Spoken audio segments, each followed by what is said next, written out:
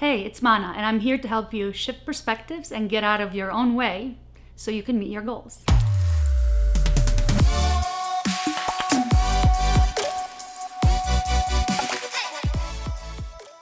In today's video, we're going to talk about how to deal with flaky people.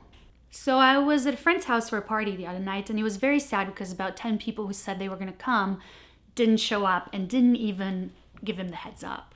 This has become an epidemic. In the age of Facebook event invitations, a yes has become a maybe.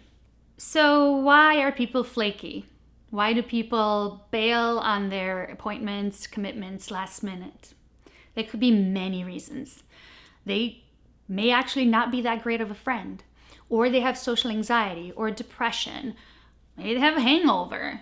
Maybe they have 3 other options on their calendar and last minute they're picking the one that's best for them. We don't know. And the truth is, there's not much we can do to change their behavior. What we can do is try to influence their behavior, or we can try to assert our standards, have a conversation, and see if it changes anything. It could be as simple as saying, especially if you care about this person, saying, hey, I've noticed that you've been canceling a lot lately. Is everything okay? I care about you. I want you to be happy. Is there anything that I can do?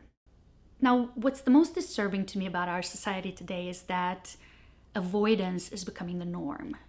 When I first moved to the US, I used to call it the culture of nice. Everybody was so nice on the surface, but I had no idea what was below that. We avoid telling people what we think. We avoid causing conflict. We avoid telling the truth. And we avoid calling people on their bad behavior. We reinforce bad behavior that way. That's why flakiness has become such a big thing. Because when you match indecisiveness with lack of accountability, you get chronic flakiness. And you and I are just as guilty of it as those flaky people we're talking about, because we're allowing it. The most common advice people get when somebody bails on them or repeatedly bails on them is to stop talking to them, move on. We very rarely call people on their bad behavior, and they know that, so they're gonna keep doing it.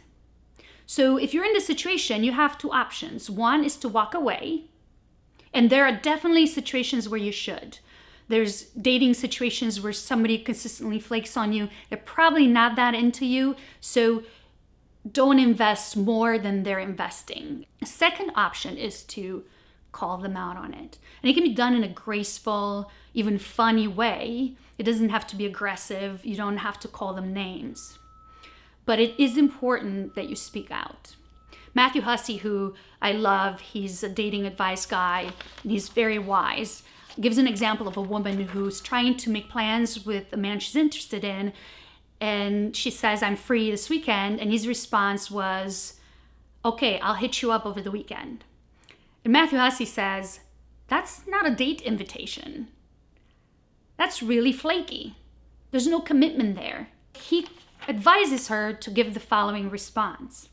I'm gonna make plans, but definitely let's see each other another time. Smiley face. You are a worthy person. Your time is valuable. So stop letting people get away with bad behavior. You can gracefully call them out, but this is the only way we're gonna change things. This is the only way we have a chance at flaky people being responsible and accountable again. Now, if for some reason you are a flake and you just happen to watch this video, I have some advice for you. Here's how you're gonna stop being flaky. Just say no. If you're a maybe, that's a no. A wise woman has taught me that every time we cancel something or we don't do what we said we were gonna do, it's like accruing debt.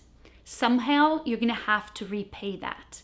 You're gonna have to meet that person again or talk to them. As you can see, I'm very passionate about this topic. I could go on and on, but I will see you back here next week.